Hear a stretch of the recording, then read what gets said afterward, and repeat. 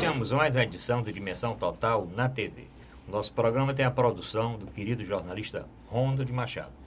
Lembro, no início do programa, o nosso WhatsApp. Aqui é Fortaleza, coloque 859-9925-1122. Lembro também o nosso portal na internet, portalarrudabastos.com.br, para o telespectador assistir o nosso programa ao vivo ou rever algum programa anterior. Hoje aqui no programa, o Dr. Zé Maria Filomeno, que é advogado, economista, colunista do jornal Estado e também debatedor do programa do Fernando Maia, do Ronald Machado na Rádio Assunção. Comigo aqui hoje, com muito prazer aqui, receber Luiz Cláudio Ferreira Barbosa, ele que é consultor político, sociólogo e contador de história. E contador de história, vai contar umas histórias aqui de muitas campanhas que ele já participou, né? Bom, vamos começar falando da notícia da semana, foi a pesquisa que saiu essa semana, mas tem também aquele atentado em que foi vítima o candidato Bolsonaro em Juiz de Fora no dia 6 de setembro. Ele foi vítima daquela facada desferida pelo Adélio Bispo de Souza, de 40 anos, que foi preso na hora, réu confesso. Doutor Zé Maria, esse atentado aí, o que é que o senhor achou do ocorrido e qual a repercussão dele para a campanha de presidente? Bem, o atentado foi algo gravíssimo, de uma seriedade ímpar.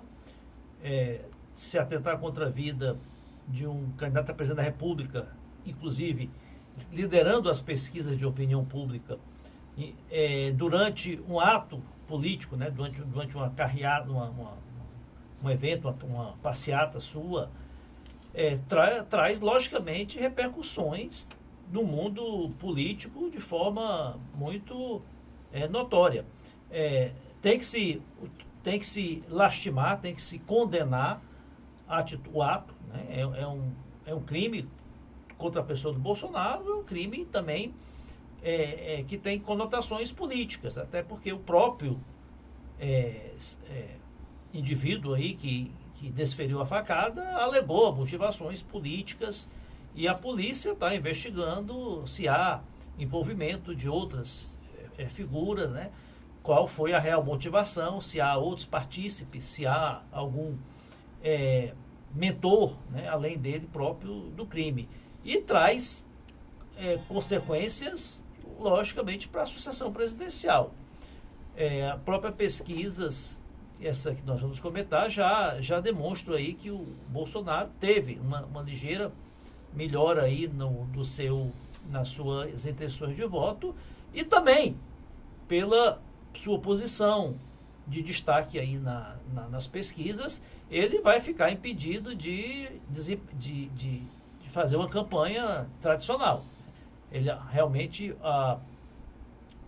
os ferimentos foram de muita gravidade, ele teve perfuração no intestino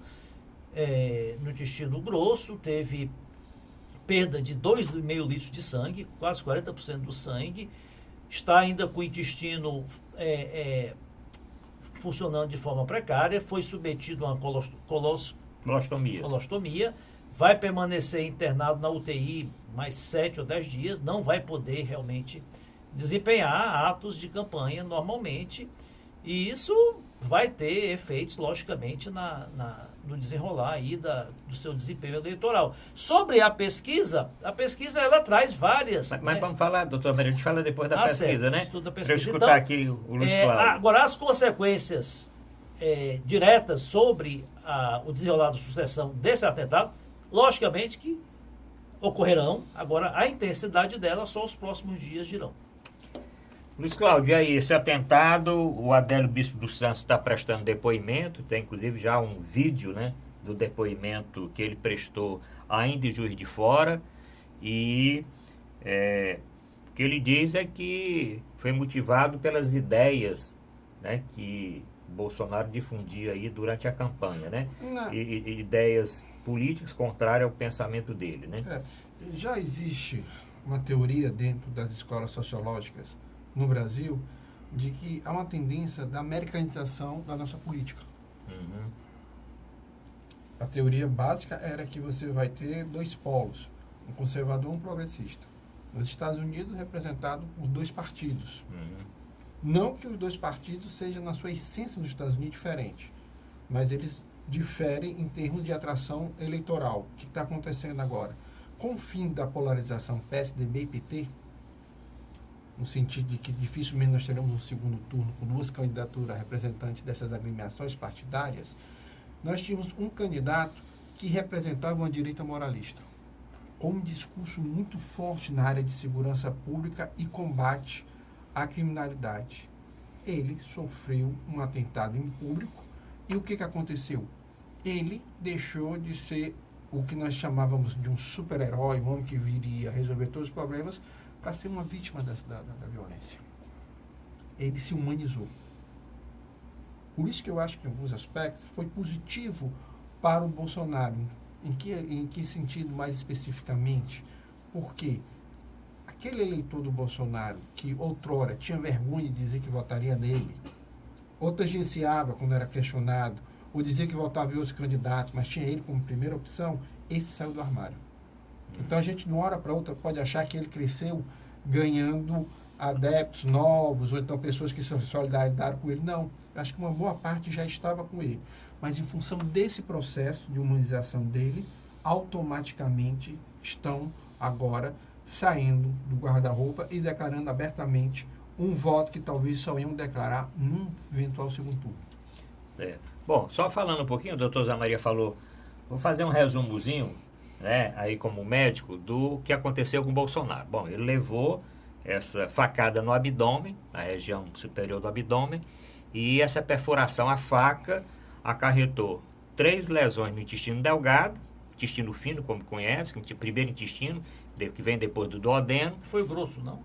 3 no delgado e 1 no intestino grosso, né? No intestino grosso, mais grave, né? Porque quase que seccionou o intestino, foi o que motivou, inclusive, a necessidade do cirurgião ressecar uma parte do intestino. 10 centímetros. E não fechar, porque as lesões do intestino delgado, essas foram fechadas imediatamente, foram suturadas sem nenhum problema. Intestino delgado é mais fácil você fazer esse tipo de sutura. Já o intestino grosso, mais contaminado, cheio de fezes, cheio de bactérias, essas fezes, com essas bactérias todas, isso extravasou na cavidade abdominal, então o cirurgião teve que ressecar 10 centímetros e colocar na pele as 2 bocas do intestino para futuramente essas bocas serem fechadas, fechar a colostomia daqui uns 2 ou 3 meses.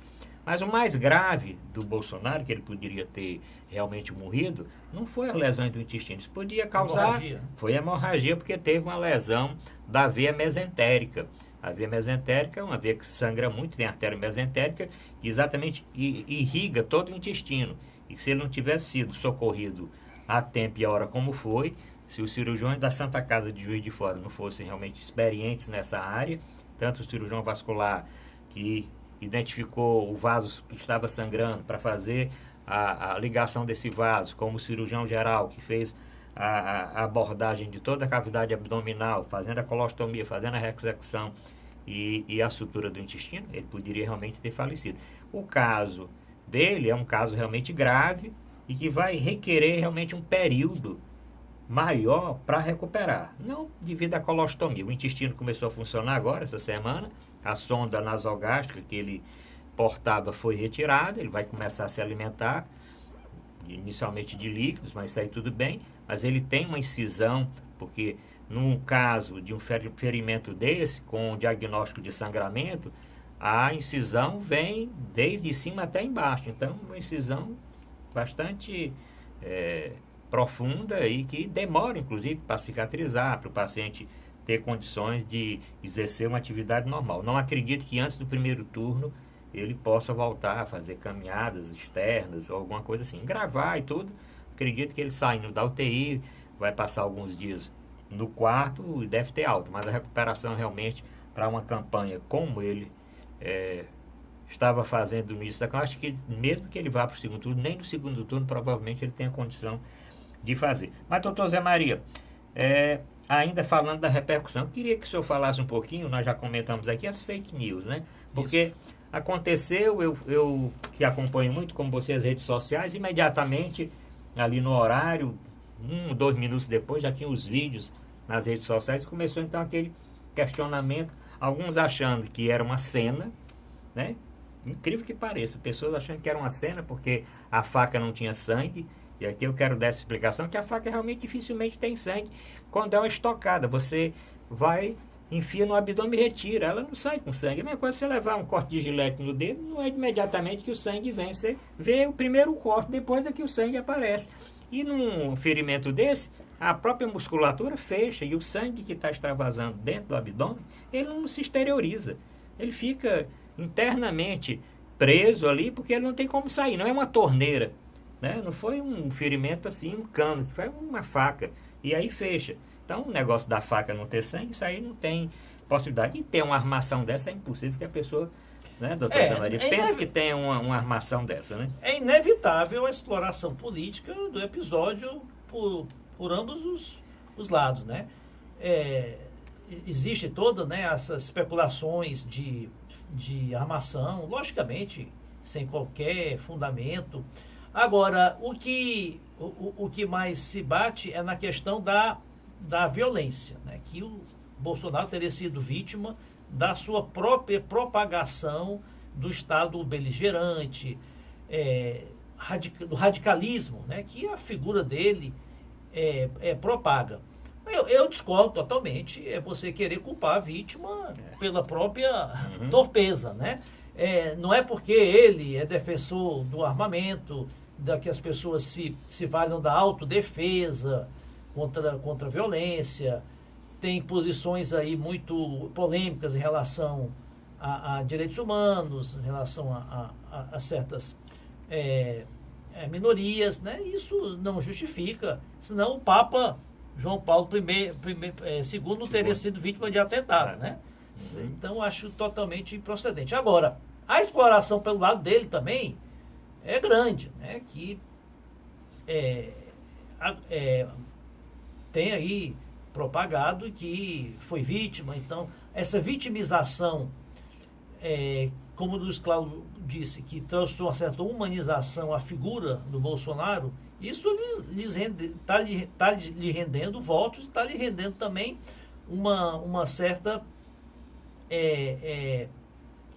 como ele bem disse, os bolsonaristas estão saindo do armário, né? Aqueles eleitores envergonhados, né? Como aconteceu também com o Trump nos Estados Unidos, ele acabou tendo mais votos do que as pesquisas indicavam, porque muitas pessoas têm receio, né, em declarar voto ao Bolsonaro. Agora, o que se esperava após esse episódio é que se gerasse uma onda pró-Bolsonaro, né? Que esses que saíssem do armário, né, fossem se multiplicarem, né?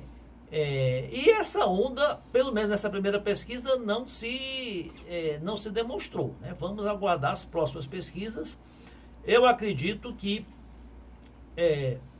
já pensando no segundo turno, toda essa limitação física, médica do Bolsonaro vai lhe trazer muitos problemas no segundo turno. E a campanha do segundo turno, como é que ela é feita? O candidato passa o dia percorrendo aí várias cidades no jatinho, e essas imagens, né, das suas caminhadas, dos seus encontros, né, são reproduzidas no horário eleitoral. Tem também os debates, que eu não vejo condição, nem no segundo turno, de participar de debates, pelo menos no formato que os debates são, né? Vai ter que ser uma campanha basicamente de imagens pré-gravadas e imagens de estúdio dele, né? No segundo turno tem uma vantagem para o candidato que tem um tempo menor de televisão, porque o tempo é igual, né? Então, segundo turno é realmente uma outra eleição, né? Tem muitos candidatos que vencem no primeiro e são derrotados de uma forma imensa no segundo turno. Mas eu já vou falar da pesquisa. Luiz Cláudio, você falou, Luiz Cláudio, a respeito, você acha que então ele se beneficiou nesse aspecto. Mas você não acha que a exploração por partidários do Bolsonaro, de tanto vídeo no hospital, de tanta foto, não vou querer nem que o Ayrton coloque a foto aí, foto da própria cicatriz da cirurgia, né? Quer dizer, a foto quando tem toda essa comoção e tira uma foto ele fazendo aquele símbolo tradicional dele, né? Simulando a arma. E isso não diminui um pouquinho essa onda, não, Luiz Cláudio? Você acha que não? O Bolsonaro, quando ele é colocado em qualquer pesquisa eleitoral, No segundo turno, ele chega a 33%. Ele varia hoje de 24% a 27%. Então, se você botar dentro das margens de erro de 3%, é próximo do que ele tem no segundo turno. Quer dizer, então você já sabe que ele tem 1/3 do voto nacional. Quer dizer, isso não vai fazer com que ele chegue à presidência.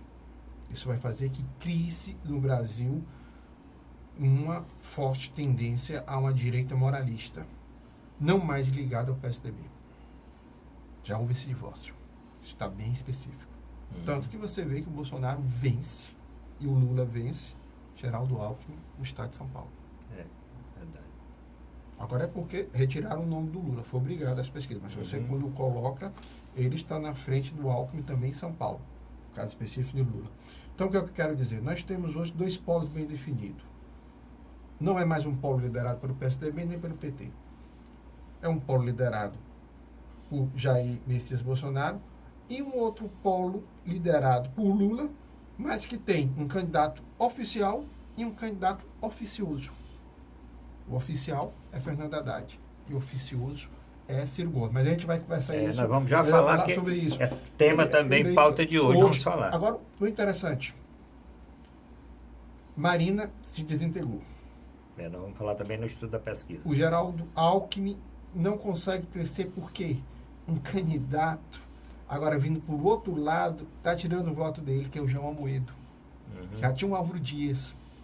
Pra você ter uma ideia, Álvaro Dias e o Ficou Amoedo encaixotado, junto, né? tem mais ou menos entre 7% e 8% de votos junto. Então, isso demonstra que dificilmente Geraldo Alckmin chegará ao segundo turno.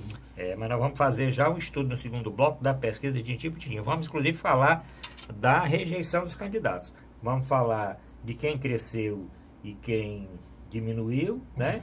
Vamos falar também da simulação de segundo turno e vamos falar da rejeição dos candidatos. Sem dúvida, que tem importância grande nesse final de campanha, mas importância principalmente para o segundo turno. Vamos terminar o primeiro bloco, voltamos no segundo, mas o senhor pode esperar que vamos falar também aqui de Fortaleza, porque o governador Camilo Santana, em entrevista à imprensa local, disse que está insatisfeito com o PT. Ele se sente, inclusive, perseguido. É interessante, né? Vamos conversar isso nos próximos blocos. Voltamos já.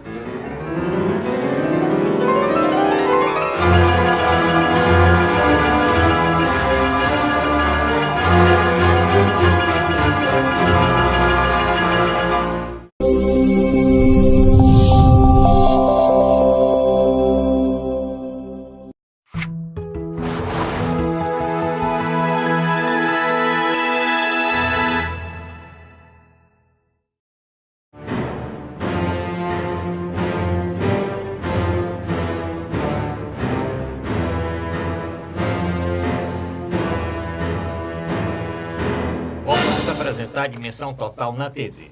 Nosso programa tem a produção do jornalista Ronald Machado. Um abraço aqui para o Ronald Machado que está assistindo o programa. Lembra o WhatsApp do programa? Mande aí, é secreto. Mande dizer o que está achando, quem é que o senhor vai votar, o que o senhor está encontrando no debate. Mande também a sugestão de pauta para o próximo programa.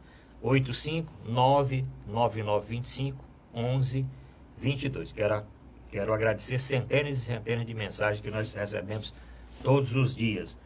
Lembro também que o telespectador pode assistir o nosso programa em qualquer local, pelo seu celular, pelo seu smartphone, pelo seu tablet ou por seu computador. Só entrar no site da TV Mais, tvmais.org, clicar o bannerzinho ao vivo, banner, assiste o programa. Se tiver no nosso portal, portal@rudabastos.com.br, clica no banner também da Dimensão Total, assiste o programa ao vivo. E se quiser rever os programas anteriores ou compartilhar nas suas redes sociais o nosso programa, não tem problema nenhum. Doutor Zé Maria, vamos falar da pesquisa do Ibope, uma pesquisa feita do Ibope, vamos falar do Datafolha. Datafolha de 10 de setembro, ou seja, uma pesquisa muito recente, 2.804 amostras, 197 municípios, né, que mostrou o candidato Bolsonaro com 24%, ou seja, ele subiu 2 pontos dentro da margem de erro, que é 2 para mais ou 2 para menos. O Ciro subindo 3 pontos, chegando a 13.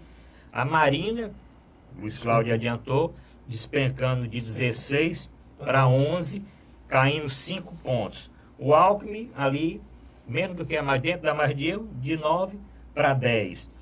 O Haddad, esse subiu bem, porque subiu de 5, subiu de 4 para 9, subiu 5 pontos, né? O Álvaro Dias, esse diminuiu 1 ponto, passou de 4 para 3. O Amoedo subiu 1, foi de 2 para 3. Meirelles subiu 2, o Meirelles passou para 3 também. O Boulos continuou com 1.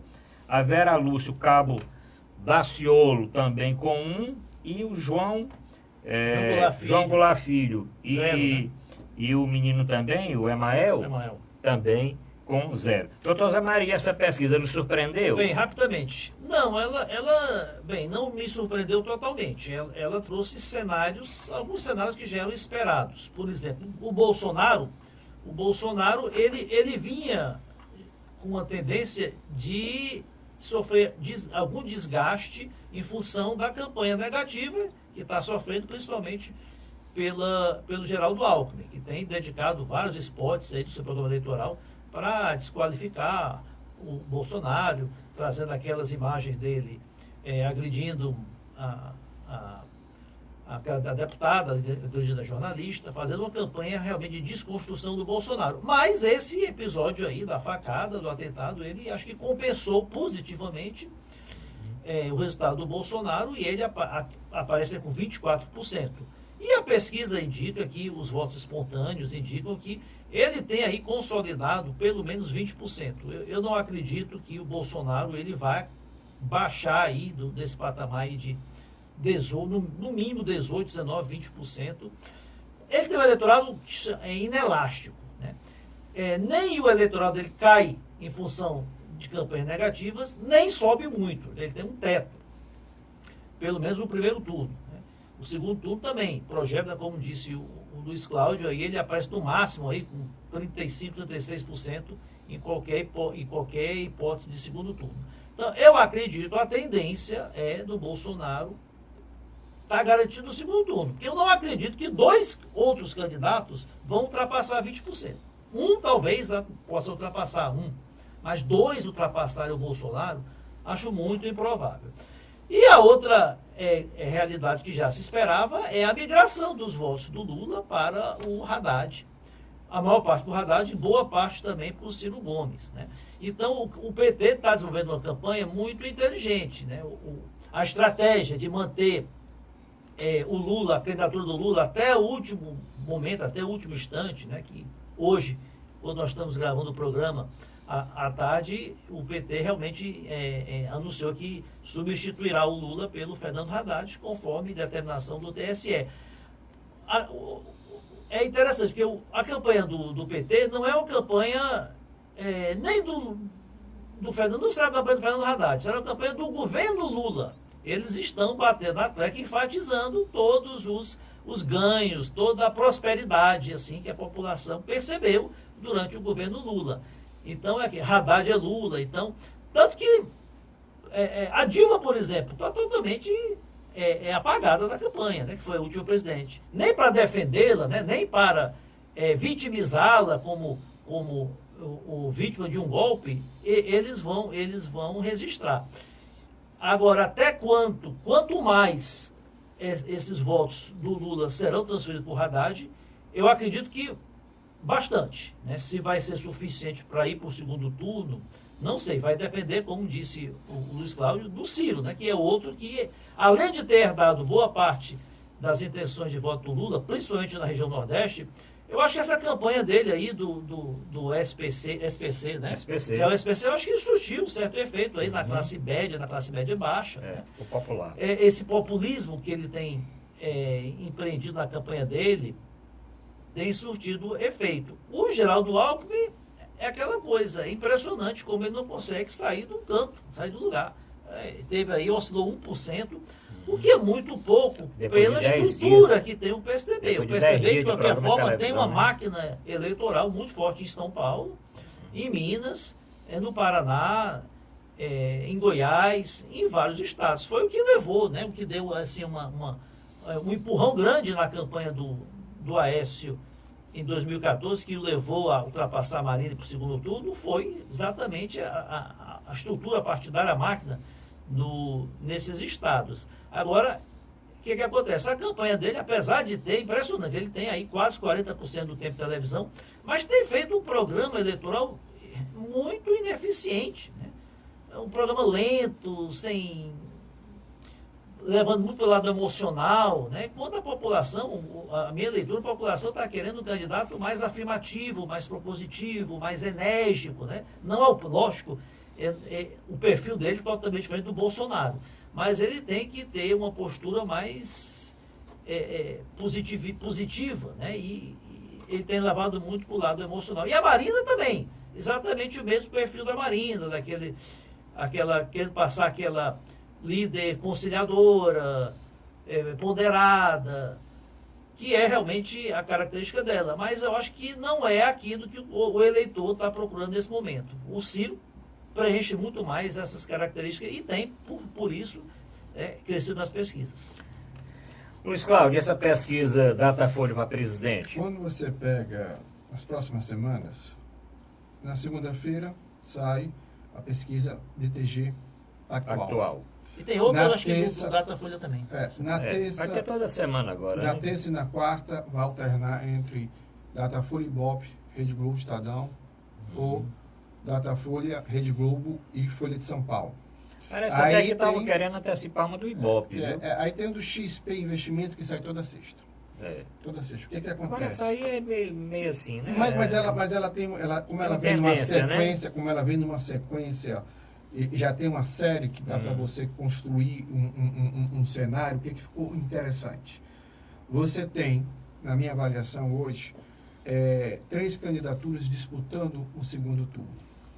Você tem uma que praticamente já está lá, até porque quando você pega em qualquer uma dessas pesquisas, você tem um Jair Messias Bolsonaro na espontânea, quando a pessoa pergunta em quem você vai votar, sem apresentar nenhum nome de outro candidato, a pessoa diz, voto candidato X, ele tem entre 20% e 24% das menções. Então, eu tenho para mim que já está consolidado. Eu acho que dificilmente esse eleitor vai o abandoná-lo. Do outro lado, você tem um Ciro Gomes, que é interessante. Tempo de televisão muito pequeno. Não tem uma coligação à altura. Mas, no entanto, ele construiu uma marca política. A história dele, da questão de tirar as pessoas do Serasa, que no começo foi levado como piada pelo mercado financeiro. Por quê? Porque o mercado financeiro ganha muito dinheiro com isso. Verdade. O que aconteceu? Uma parte da população começou a achar interessante, começou a acompanhar. E ele está explicando. Isso no marketing eleitoral é a construção de uma marca, na qual o eleitor identifica e tem simpatia por aquela candidatura. Tanto, em qualquer pesquisa, ele está saindo de 7% para 12%. Qualquer uma delas. Ele tá na média de hoje de 11% a 13% do eleitorado. Agora, indiscutivelmente, o candidato que vai concorrer com o Ciro Gomes para chegar ao segundo turno, eu não tenho a menor dúvida, é Fernando Haddad. Vou dar um exemplo bem simples. Na pesquisa BGT atual, na primeira pesquisa ele tinha 4. Na segunda foi para 6, na terceira foi para 8. As 2 pesquisas do Datafolha, ele saiu de 4 para 9. 4 para 9. Ele praticamente quase que triplica dentro da margem de erro. Na realidade, ele dobrou a margem de erro. Que ele, na realidade, se ele crescesse um pouco mais, ele só precisava ir para 8. Então, ele já mais do que dobrou em relação à última pesquisa. E, por último, a pesquisa do XP Investimento, ela mostra o seguinte, 2 cenários. Quando coloca só o Haddad, ele fica com 6, 7%. Mas quando ele coloca Haddad como candidato do Lula, ele vai para 3%. Que também é uma coisa que a gente tem que é o que vão tentar fazer essa colagem. Né? Então, para me encerrar sobre essas pesquisas, eu acho que dificilmente Geraldo Alckmin tenha tempo de recuperar, por um fato simples e objetivo. Prisão do Beto Richa, na minha avaliação. Ainda tem essa prisão do Beto Richa essa semana no Paraná, porque ele já estava ruim no Paraná, né? Aí, de qualquer maneira, repercute nacionalmente. Já tem o problema do Aécio. Aí já vão começar a perguntar do próprio Richa. Ele hoje... próprio. Do próprio Próprio também, também os vem de São questionamentos. Paulo. Aí quebra um pouquinho aquele discurso. Não tem mais, né? eu acho que, assim, abertamente, eu Ele acho está que... também questionado por esses. O Meirelles, a tendência também, eu acho que é crescer alguma coisa, o Amoedo também vai crescer, isso vai tirar voto É dele. porque o Amoedo, o Álvaro Dias e o Henrique Meirelles, eles têm junto aproximadamente entre 8% a 12%, ou 12% dos votos. Esse voto vai chegar em um determinado momento que o eleitor vai dizer, pô, meu candidato não vai, ele vai ter que escolher a segunda opção no primeiro turno.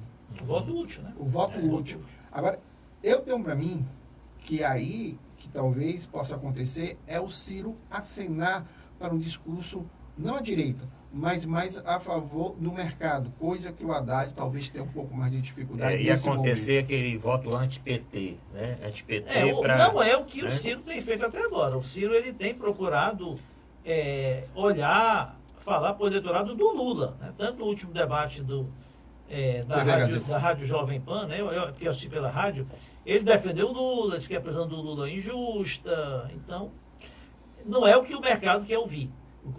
Agora, o Luiz Cláudio disse uma coisa muito interessante. O eleitorado do Geraldo Alckmin não é o espectro de eleitor do Bolsonaro. Daí eu acho um erro grande o Alckmin estar batendo no Bolsonaro. Eu acho que ele ganha muito pouco voto batendo no Bolsonaro. Eu acho que ele concorre hoje muito mais com o próprio Ciro e com a própria Marina e esses outros aí que são candidatos aí mais conservadores, o Álvaro Dias e o próprio João Amoedo. Então, eu acho que os votos do Bolsonaro estão consolidados, pelo menos 80%, 90% deles. E onde se pode buscar mais votos para o Geraldo Alckmin, né? Ele tem que se caracterizar mais como um candidato anti-PT. Existe também aquele eleitorado anti-PT, que não quer ver o PT de volta ao poder de forma alguma. Então, ele tem que se colocar como o melhor candidato para tirar a chance do Fernando Haddad para o segundo turno. Né? Então, eu acho que ele tem que bater mais no PT. E o Ciro também bater no PT. Mostrar ao eleitorado que Lula é o Lula não é candidato, o candidato é o Haddad seria a segunda Dilma. Assim como a Dilma não teve um desempenho como teve o Lula, o governo da Dilma foi um desastre, né? Todos, do ponto de vista ético, moral, político, econômico, né? Tem que mostrar, olha, querem colocar uma segunda Dilma, não é o Lula que é candidato. Acho que o discurso dos demais candidatos tem que ser esse, né? Tentar tirar, ganhar uma vaga no segundo turno. E bater no Bolsonaro, acho que não adianta. Vamos ver como é que vai. Vamos falar ainda nessa pesquisa da rejeição, né? Eu tenho os dados, os números da rejeição. Rejeição, por incrível que pareça, mesmo depois de esfaqueado, o candidato Bolsonaro subiu 4 pontos. Fora da margem de erro, exatamente na rejeição. Passou para 43. Mas é o mesmo processo. Era aquele cara que tinha também vergonha de dizer que era anti-Bolsonaro. E agora diz. Ele agora diz porque ele viu que o mesmo vai ao segundo turno. Né? 43% de rejeição é muita rejeição. Agora, interessante, qualquer candidato que vai com o Bolsonaro no segundo turno, no Datafolha, tem entre 42% e 44%. Quer dizer, consolidou. Ele tem esse quadro de eleitores que não votam nele. E, na sua grande maioria, mais de 50% mulheres. Pois é, olha, rejeição do Bolsonaro, subiu 4 pontos, passou para 43. Da Marina, subiu também 4 pontos, foi para 29. O Alckmin diminuiu 1 ponto, foi para 29 também. O Haddad subiu 1 ponto, foi para 23. O Ciro é que tem uma rejeição baixa, tem 20, ele diminuiu 3 pontos. Olha só. 3 pontos na rejeição. Os especialistas em pesquisa, eles alertam, essa metodologia está errada. Porque você pode escolher mais de um. Exatamente. Essa taxa de rejeição está quando você aponta apenas um candidato que você não votaria de forma alguma. De forma nenhuma. Se você abre para escolher vários, essa rejeição do Bolsonaro vai a 60% e dos demais, todos passam de 50%. Mas vai subindo proporcionalmente. Porque quando você escolhe, então menos um, o pior deles é o Bolsonaro. Você pergunta em qual desses candidatos você não votaria de jeito nenhum. Mas só pode escolher um. Se puder escolher vários, a do Bolsonaro vai a 60% e dos demais fica em torno de 55%. O anti-Jair Bolsonaro tem mais de 40% dos votos ou mais de 50% dos votos válidos. Quando você tira a abstenção, voto branco e nulo. Então, o que acontece? O Bolsonaro, na minha avaliação, é um candidato que dificilmente vencerá uma eleição presidencial. Ele vai demarcar um novo espaço de uma nova direita moralista, radical, que literalmente rejeita qualquer partido tradicional. Eu acredito que ele vai eleger uma bancada razoável de deputados federais e senadores. Do outro lado, você também vai ter uma junção inesperada, forças que outrora se combatiam para se juntar e formar uma frente anti-Jair Bolsonaro. Por exemplo, eu vejo que hoje, dentro das chamadas forças populares, dois grupos estão se formando. Um é liderado pelo Ciro, que eu chamo de pós-lulismo, que é uma tentativa de criar um novo polo ou campo democrático, trazendo o que havia de melhor da era lulista e dilmista, mas ao mesmo tempo não cultuando tanto a imagem do ex-presidente, também aceitando os erros que foram cometidos. E você tem um neolulismo de Fernando Haddad, que é uma tentativa de dizer, nós erramos em alguns aspectos, mas nós vamos sempre dizer que há coisas que nós fizemos de bom e que nós vamos repetir à população, trazendo um certo saudosismo ao cidadão eleitor brasileiro. Então, a gente tem que ficar prestando atenção nisso, que eu acho que é o discurso que vai tomar parte agora, no final do primeiro turno, entre essas duas candidaturas. Bom, estamos terminando esse bloco, doutor Zé Maria. Tem muita surpresa ainda para vir para isso. Sim. Sei lá, pode acontecer tudo. Não, olha aí, só, né? Principalmente essa, porque com essa decisão agora dessa troca do Lula pelo Haddad, nós temos que ver realmente como é que vai ser feita essa migração de votos. E a saída do Bolsonaro Veja só, como uma força antilulista do Veja cenário, só, né? Historicamente, em torno de 25% a 30% dos eleitores ou se decidem ou trocam de voto na última semana. Não. E 10% no dia da eleição. É isso mesmo. Então, a dinâmica dessa eleição está muito rápida. Esse atentado do Bolsonaro, que foi na quinta-feira, hoje aparece coisa nova. Antiga, bem antiga, né? Já está surgindo coisas novas que... Eu não acredito sobre ainda que vocês comentaram sobre a questão aí do Beto Richa, que foi preso, ele e a mulher. Olha, eu não acredito que isso afete a mulher geral e o do Alckmin. irmão, né? Da mesma forma que o indiciamento do Haddad, que ocorreu semana passada, tornou-se réu. Né? Também não afetou.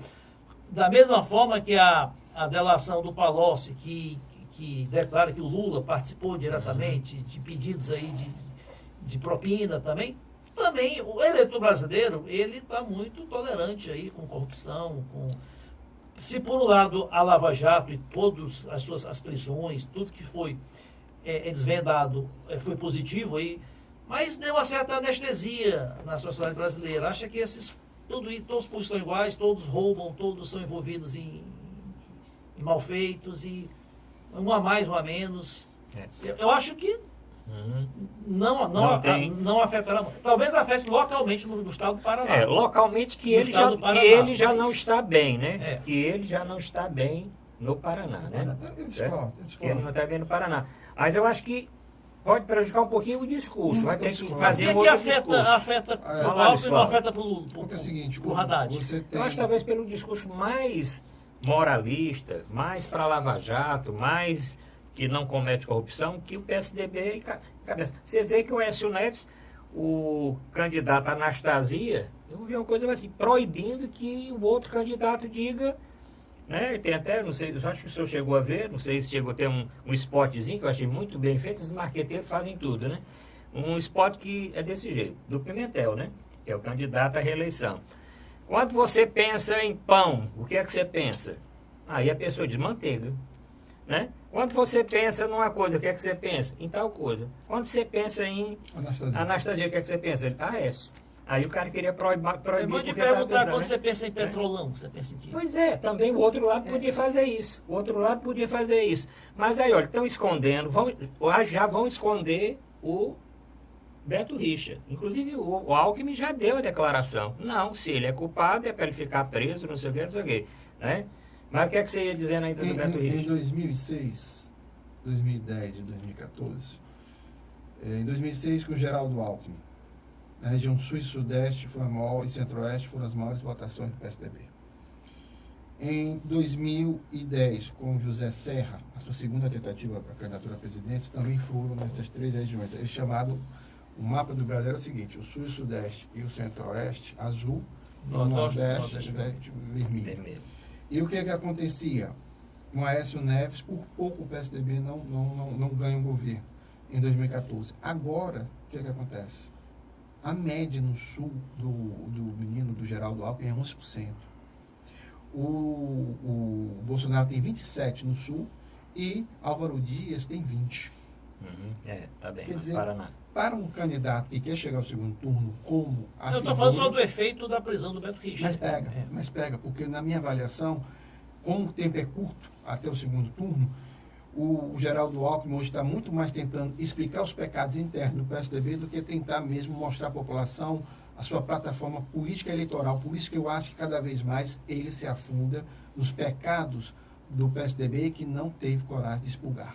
Bom, nós vamos terminar esse bloco, nós temos que falar da parte aqui local, e o Luiz Cláudio tem uma pesquisa, ele vai falar dessa pesquisa aqui, né? Voltamos já.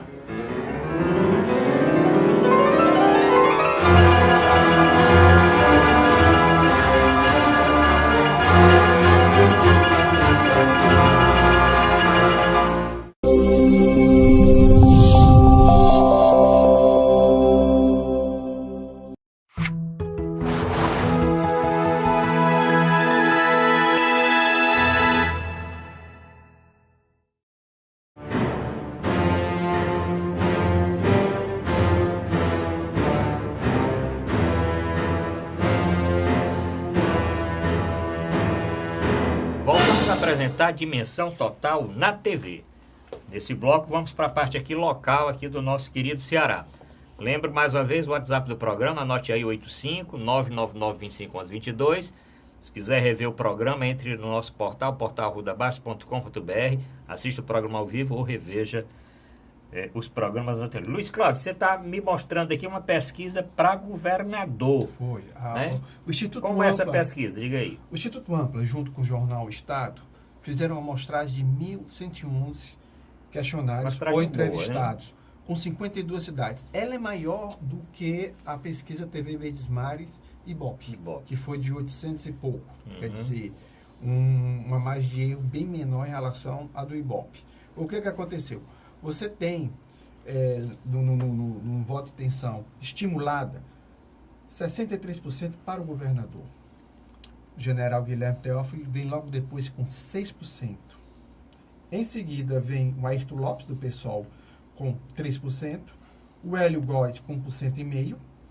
E os candidatos do PCO, tanto o Micaelto Carantino e Francisco Gonzalez PSTU, não somam nem 1% de votos. O que acontece? Ainda segundo a pesquisa, brancos e nulos somam 17% e não responderam soma aproximadamente 10%. Quando você tira os votos branco, nulo e aqueles que dizem que não vão votar, que seria abstenção, diga aí para quanto os votos válidos. Desculpa, para quanto o Camilo sobe. Até Tetarará.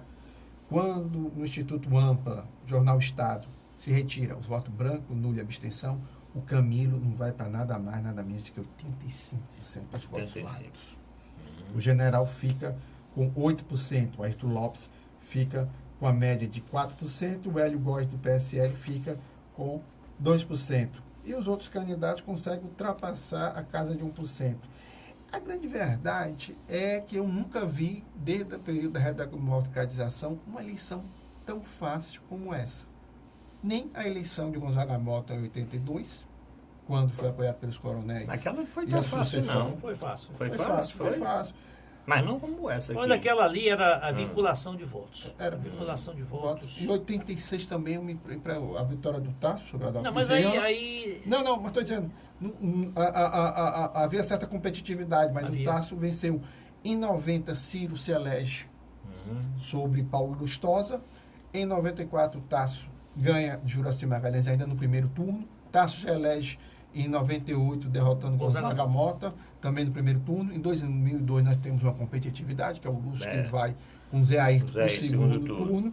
E em 2006, Cid ganha no primeiro turno do Lúcio Alcântara, que na época ia para a reeleição. Em 2010, Cid também ganha com uma certa facilidade, tanto de Lúcio como de Marcos Carlos, ainda no primeiro turno. Em 2014, Cid Gomes e Eunício de Oliveira vão para o segundo turno, e uma eleição acirrada. Camilo e Eunício. Desculpa, Camilo e Eunício. Essa agora é a brincadeira, quer dizer, a gente nota que, na minha avaliação, no Nordeste não existe candidatura, depois dessa pesquisa ampla, Jornal Estado, no Nordeste não existe ninguém com um patamar tão grande de votos válidos como Camilo Santana. Doutor Zé Maria, aí, essa pesquisa é a campanha em si, né? Isso corrobora com o que eu falei aqui, acho que na semana passada, de que nós estamos, como disse o Luiz Cláudio, observando uma campanha a mais fácil, a mais desigual do ponto de vista das armas políticas e econômicas do que essa, né? Camilo Santana, ele vai se eleger aí, tudo indica, né? A não ser que haja aqui um hectacombe, vai se eleger no primeiro turno aí com a margem aí recorde. Aquela coisa, a política no estado do Ceará, ela tem o fator governo, máquina partidária, poder, né, poder político, né, poder governamental, preponderante no estado do Ceará. Historicamente, o Luiz Cláudio relatou aí, são raríssimas as vezes em que a oposição consegue derrotar o governo. Né? Nós tivemos aí em 2006, o Lúcio Alcântara perdeu para o Cid Gomes, mas as circunstâncias eram totalmente diferentes. Você tinha o governo Lula no auge da popularidade, apoiando o Cid, governo federal, com toda, além da popularidade, toda a máquina federal trabalhando para o Cid. E você teve aí um rompimento do Lúcio Alcântara do Tasso Gereissati, que era a principal liderança do PSDB, com o seu candidato próprio partido, que gerou aí um divisionismo, e o Lúcio acabou perdendo. Agora não, agora o governo federal está totalmente fora da campanha, sem condição política nenhuma, um governo desgastado aí, sem condição de apoiar candidato nenhum, mesmo que apoiasse, eu acho que não teria grande diferença. E as forças políticas do Ceará estão em 90%. Essa pesquisa reflete a proporção das forças políticas que estão engajadas em cada lado. Você tem aí 24 partidos de um lado contra 2. Você tem aí a bancada federal, a bancada estadual, as prefeituras, né? Você tem 170 e poucas prefeituras de um lado contra menos de 10 do outro. E um candidato que realmente, apesar de ter vários predicados, o general, acho que é uma figura nova na política, tem preparo, tem um histórico, mas não tem traquejo político, não é conhecido, nunca exerceu nenhum cargo público do estado do Ceará. Então, você concorrer contra a máquina do governo e ainda com um candidato totalmente desconhecido, que não há recall nenhum dele, numa campanha curta, de pouco tempo, é muito difícil. Então, o Luiz Cláudio podia falar também do Senado, né? A eleição... Você tem também uma pesquisa do Senado, mas vou aproveitar, vou engatilhar logo essa manchete de um jornal aqui na nossa capital essa semana, que mostrou que o governador Camilo Santana está bem satisfeito com o PT. E ele alega que de 16 candidatos aí a governador, ele está situado em 11º lugar em termos de receber recursos. Ele tem razão para estar realmente insatisfeito com o PT, com o apoio do PT à sua candidatura? Eu acredito que, sinceramente, a questão dos recursos eu não posso abordar, porque eu não conheço os detalhes, não sei quais são os critérios que o Diretório Nacional está cobrando, inclusive, esses estabeleceu para a divisão. Agora, o governador Camilo Santana, ele está no PT, mas ele não tem os dois pés dentro do PT. Ele tem uma ligação umbilical aí com o ex-governador Cid Gomes, os ex-governadores Cid e Ciro Gomes, e também tem esse episódio aí do seu apoiamento de forma direta, não é nem indireta, direta, né, já que ele está pedindo votos para o Eunício Oliveira, e barrou uma candidatura própria a reeleição do senador Pimentel, que seria natural o senador Pimentel concorrer à reeleição, até mesmo porque o MDB, Partido do Senador Eunício Oliveira, não compõe a chapa majoritária. Então, como é que você vai apoiar um candidato que nem da chapa sua participa, relegando, né, a reeleição de um senador seu? Então, acho que o PT tem também, por esses motivos todos, razão de estar aí chateado com o governador. E o governador, por outro lado, também não tem se manifestado claramente a favor da candidatura a presidencial do PT. Ele fica aí de forma muito dúbia aí, sem se definir bem. Eu vi uma entrevista dele no começo da semana, o repórter perguntou, entrevista em rádio, quem ele ia votar para presidente da República, e ele desconversou, saiu pela tangente, que o voto era secreto. Um político tem que se manifestar, tem que se posicionar, principalmente ele concorrendo à reeleição. Ele tem que dizer, olha, eu vou apoiar o candidato do meu partido, ou não vou apoiar o candidato do meu partido por essas e essas razões.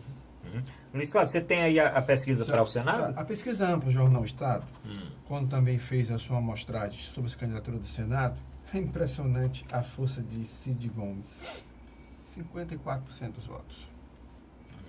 Lembrar, no Senado você tem a renovação de 2/3, então o eleitor vai votar 2 vezes. Mas na pesquisa ele aponta 2 nomes ou um só? 2 nomes. 2 nomes. Nessa pesquisa? Dois nomes. Quando você junta os dois, ele faz a pesquisa... Junta os dois dá o 54. Dá 54. Aí logo depois você vem uma diferença muito grande, onde o Oliveira com 30% dos votos. Você vai ver pela primeira vez no estado do Ceará, que é o seguinte, quando houve eleição para o Senado duplo no Ceará, vamos dar os casos que a gente se lembra com mais eficiência. Vamos lá, em 86, você teve a eleição de Mauro Benevides e Cid Carvalho. Isso, nós estamos falando de 86. Quando você foi para 94, você teve a eleição de Lúcio Alcântara e Sérgio Machado, parceiros. Exato. Em 2002, você teve, mesmo Tasso Gereissati e Patrícia Saboia saindo por chapas diferentes, mas fizeram a dobradinha e deu certo. E a votação foram similares. Quando você chega em 2010, tem um fenômeno nacional, que é a figura de Luiz Inácio Lula da Silva, que chega e diz, quem vota no, vota no outro. Tanto que Eunício e José Pimentel tiveram votos muito próximos e acima de Tasso Gereissati, que errou e não tem um segundo candidato. E teve também o Alexandre Pereira, mas ele não pediu votos para o Alexandre Pereira. Nesse aspecto, agora, o que está acontecendo? Você nota que não houve um voto casado. É muito notório. Que, literalmente, os votos de Cid e Eunício não estão saindo junto. Por isso que você nota essa disparidade muito grande. O melhor candidato, depois de Eunício, da votação, é Eduardo Girão, ex-presidente de Fortaleza, com 7%. Cresceu, né? Cresceu. O Pastor Ribeiro tem algo em torno de 5%, que é o candidato do PSL, e a candidata, a doutora Mayra, é a que está colocada, PSDB. 4%. Os outros, literalmente, pouco pontuaram. Uma coisa eu garanto, eu vou passar para vocês. Eu acredito que o PSDB ele tem que se reestruturar no estado do Ceará ainda nessas eleições. Eu vejo que uma das poucas lideranças internas que tem essa condição de vencer e transformar um partido em algo competitivo futuramente é o deputado federal Danilo Forte. O Roberto Pessoa, na minha avaliação, já tem um histórico pessoal, já tem uma base muito dele. O Raimundo Gomes de Mato é um candidato, antigo. O Raimundo Gomes de Mato é mais antigo, mas está tendo muitas dificuldades para a reeleição. Por isso que eu acho que, de alguma maneira, em termos legislativos, o Danilo Forte é uma das poucas, a única opção para que o tucanato cearense se renove. Agora, repete-se o mesmo problema no caso do governo. O PSDB, a coligação PSDB-PROS também escolheu candidatos muito pouco conhecidos. Apesar de toda a rejeição ao Eunício Oliveira, se tivessem um candidato mais competitivo, a chance era grande. Não quiseram. O próprio Lúcio Alcântara. O Lúcio Alcântara, o próprio Lúcio Alcântara, o próprio capitão Wagner, se tivesse dito, não vou para governador não, mas bota para o Senado. Se o Lúcio tivesse não arranhasse em qualquer pesquisa que o ex-governador Lúcio Alcântara era colocado, Arruda, ele tinha mais de 20%. Porque é o seguinte, é indiscutível que o Eunício ele estanca. Ele fica entre 27% e 30%. Ele estanca. Esses 25% de diferença dele para o Cid, estão indo para quem? É um voto flutuante. Esse voto aí está indefinido. Ele está flutuando. O cara diz, eu voto em branco, mas não vou votar no início. O Cid está mais ou menos casado. Porque não há um terceiro pouquinho candidato. casado com o Camilo. Né? A sorte do Eunício é que não tem um terceiro candidato competitivo. Forte, nem o doutor Lúcio Alcântara, nem o capitão Wagner. Nem o próprio Luiz Pontes. Nem o Luiz Pontes. Qualquer pessoa. Roberto Pessoa. Mas, Arruda, pelo tempo escasso, você queria falar com o PT, por favor. Eu quero saber essa declaração do governador Camilo, se tem uma justificativa. Tem. Ou se o PT... Por favor, repita só para o telespectador. Não, o governador Camilo Santana deu uma entrevista num jornal de grande circulação, né, nessas sabatinas dos candidatos, e disse que estava insatisfeito porque estava sentindo discriminado, estava sendo discriminado no PT. E citou duas coisas. Citou ainda a campanha anterior, que ele foi eleito, dizendo que o PT nacional não deu muito apoio, a Dilma nem o Lula tiveram aqui, até mesmo porque o Eunício era candidato da base. Então eles não vieram aqui por causa do Eunício na época, né? Mas agora é mais por causa dos recursos aí. E ele está precisando de recursos para ser eleito? Olha, todos precisam, né? Deixa eu dar bem rápido aqui, meio de minuto, a minha explicação. Na grande realidade, esse grande bloco que hoje é comandado pelos Ferreira Gomes com Camilo Santana, ele tem dois subgrupos muito bem nítidos. Você tem um PDT com seus aliados como PP, PTB, tá entendendo? Que respondem pelo que nós chamamos do campo majoritário interno. Do outro campo, você tem uma relação criada entre Camilo e Eunício que trouxe novos atores de volta à base governista, como Genesiano Noronha e Domingos Filhos, entre outros. O que é que está acontecendo na minha avaliação? Roberto Pereira. Concordo com você. Mas o que está acontecendo na minha avaliação, e bem objetivamente? Eu acho que, de alguma maneira, Camilo está incentivando Eunício de Oliveira a mais lá na frente fazer o palanque de Fernando Haddad, Estado do Ceará. Porque na última peça de Fernando Haddad ficou bem nítido a figura do Eunício como o principal liderança a nível estadual que o recebeu. Do outro lado, o que vai acontecer? Essa disputa nacional de ir para o segundo turno entre Haddad e Ciro vai repercutir nessa coligação. E eu acho que, de alguma maneira, o PT só vai liberar os recursos se o Camilo, literalmente, abandonar Ciro Gomes. Então não vai liberar, né? Bom, estamos no finalzinho do programa, reta final, né? Bom, tem muita novidade essa semana, né? Enquanto a campanha está em andamento, tem muita notícia. Bom, tem vários temas aqui, mas, infelizmente, o tempo acabou, Luiz Cláudio. Não vai dar para comentar mais muita coisa, mas diga aí. Lhe agradecer, porque é interessante. O Arruda Baixo tem sido um amigo formidável. Eu acho que houve momentos na minha vida onde eu não tinha espaço para me apresentar e ele sempre abriu, tanto aqui como na rádio, no blog dele. E é interessante, Arruda, se você pesquisar o meu nome, o primeiro local que sai é o seu blog. É no blog. Bom, está você e está o doutor Zé Maria também. Que o doutor Zé Maria sempre ofertada, né, aqui, e o recall, né, a recepção na rua dos ouvintes, né, dos telespectadores é enorme, é grande. Pronto, obrigado. Eu que agradeço a presença do doutor Zé Maria sempre no nosso programa, os artigos que são publicados no nosso portal, os artigos do doutor também aqui, Luiz Cláudio Ferreira Barbosa, no nosso portal, e a participação sempre no programa de rádio. Você está convidado para também fazer essa mesma discussão no nosso programa na Rádio Assunção. Bom, obrigado, telespectador. Não esqueça de encaminhar sua mensagem para o WhatsApp do programa e divulgar o nosso programa nas suas redes sociais, tanto no portal arrudabastos.com.br, como também no site aqui da TV Mais, tvmais.org. Obrigado e até a próxima semana.